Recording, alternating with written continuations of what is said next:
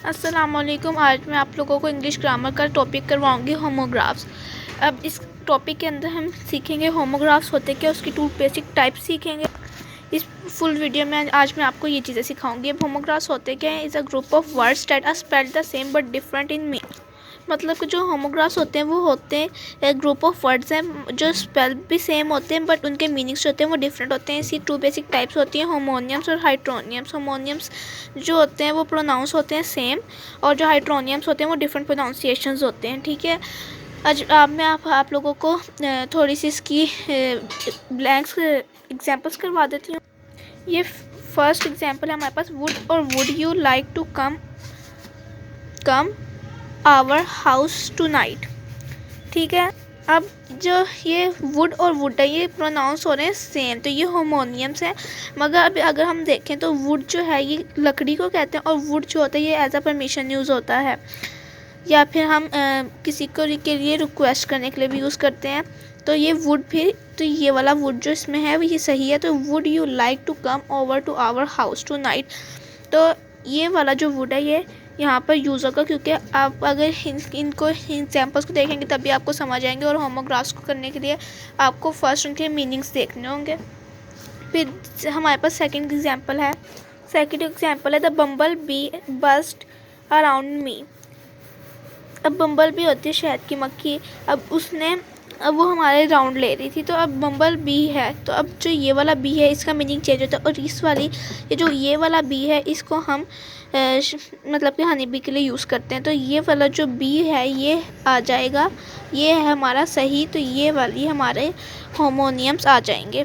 ठीक है, फिर थर्ड एग्जांपल है हमारे पास, he tripped and fell down the stairs. अब हमें इसको पढ़ने से पता चल रहा है कि जो ये वाला स्टेयर्स है ये होती हैं सीढ़ियाँ, और ये स्टेयर्स का मीनिंग चेंज होता है। तो ये वाली जो स्टेयर्स हैं ये हमारे पास आ जाएंगी। तो यहाँ पे हमारी 3 एग्जांपल्स ख़त्म होती है। मैं आपको 2 एग्जांपल्स और करवाती हूँ ताकि आप लोगों को ये बिल्कुल सही से समझ आ जाए।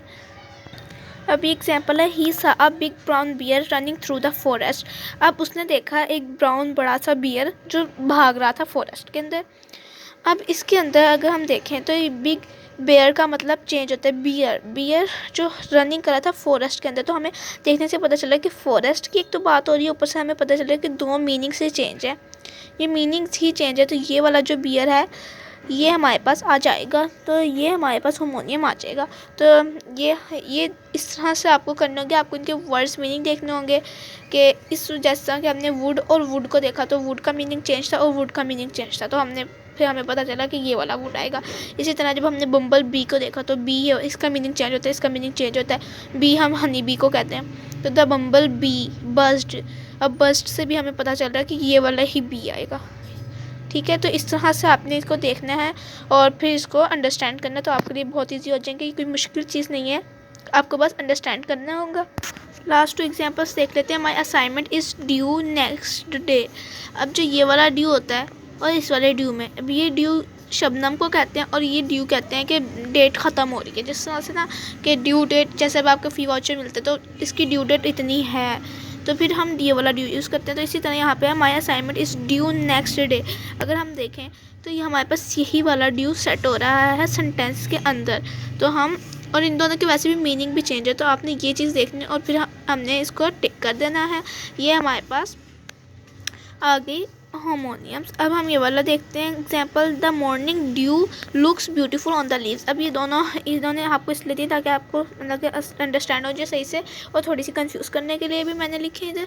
तो अब इसके अंदर देखें तो the morning due beautiful on the leaves, आपने सेंटेंस को भी पढ़ना है और जिन चीज़ों के साथ ये मैच हो रही है आपने उसको भी अंडरलाइन वगैरह कर लेना है।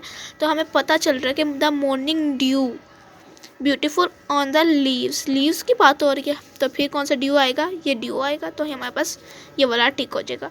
ठीक है, तो इस तरह से ये होने सारे होमोग्राफ्स। आपने इसको सर पे सवार नहीं करना, आपने इसको आराम से अंडरस्टैंड करना है। इंग्लिश ग्रामर बिल्कुल भी मुश्किल नहीं होती, आपको बस अंडरस्टैंड करना होंगे। तो आज की इस वीडियो में हमने होमोग्राफ्स सीखे, होमोनियम्स और हाइड्रोनियम्स होते क्या हैं, होमोग्राफ्स की 3 टाइप सीखी, उसकी थोड़ी सी एग्जांपल्स की हैं हमने। अब नेक्स्ट वीडियो में मैं आपको एक नया टॉपिक स्टार्ट करवाऊँगी। तो अगर वीडियो पसंद आई तो वीडियो को लाइक करें, चैनल को सब्सक्राइब करें और बेल आइकन को दबाना ना भूलें।